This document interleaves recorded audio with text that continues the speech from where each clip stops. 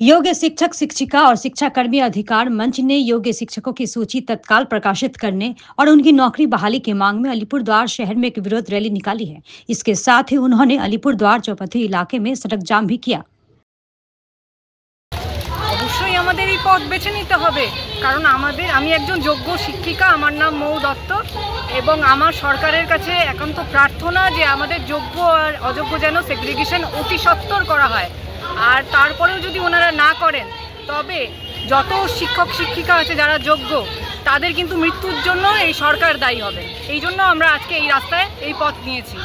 আমরা যোগ্য অযোগ্য সেগ্রিগেশন চাইছি, সেটা তো আগে কাজে হবে, তারপর তো আমরা বুঝবো না। সে তো আমাদের সরকার কথা দিচ্ছেন কিন্তু কথা তো রাখতে পারছেন না। আমাদের নিজেদের চাকরিটা ফেরত চাই, যতটা সম্ভব তাড়াতাড়ি ফেরত চাই। আজকে আমার বাড়িতে আমার মা বাবা বয়স্ক আছেন, তাহলে ওনারা আমার উপর ডিপেন্ডেন্ট। আজকে যদি আমরা এই মাসের বেতন না পাই তাহলে আমার সংসারটা কিভাবে চলবে? তাই সরকারের কাছে একান্ত প্রার্থনা, আপনারা যেভাবে সম্ভব আমাদের যোগ্যদের চাকরি ফিরিয়ে দিন। দ্রুত বৈধ এটা হচ্ছে আমাদের ক্ষেত্রে আমাদের সদুত্তর বলছে এসএসসি বা শিক্ষামন্ত্রীর সঙ্গে আমাদের যে বৈঠক হয়েছে তারা আশ্বাস দিয়েছেন যে তারা দ্রুত বৈধ প্রকাশ করবেন, সেই আশ্বাসটুকু এসেছে। আমরা গতবারটা এই কারণে বেছে নিয়েছি যে জনসাধারণকে জাগরণ করবার জন্য, যে এই যে এসএসসির যে দুর্নীতিমূলক প্রক্রিয়া করেছিল, সেই যে প্রক্রিয়াটা কেন করেছিল তার মধ্যে আমাদের তো কোথাও অপরাধ ছিল না, তবে সবাইকে কেন বলি দিতে হচ্ছে সেটাকে জনগণকে জানানোর জন্যই আমরা একটু পথবরোধ করে সাময়িক কষ্টে যদি জনগণ কিন্তু তাদের ভবিষ্যৎ প্রজন্ম যেন এই কষ্টে না পড়ে সেই বার্তা। ওএমআর শিটের যে মিরর ইমেজ আমরা চাচ্ছি যে দ্রুত প্রকাশ করা হোক। সাধারণ মানুষ হিসেবে ভাবেন না, একটা মানুষের যদি পেটে লাথি মারা হয় সে কি করে চলবে? না খেতে পেয়ে আমরা মরে যাবো, তাহলে এটাই একমাত্র রাস্তা আমাদের জন্য বাঁচা আছে এখন। তাই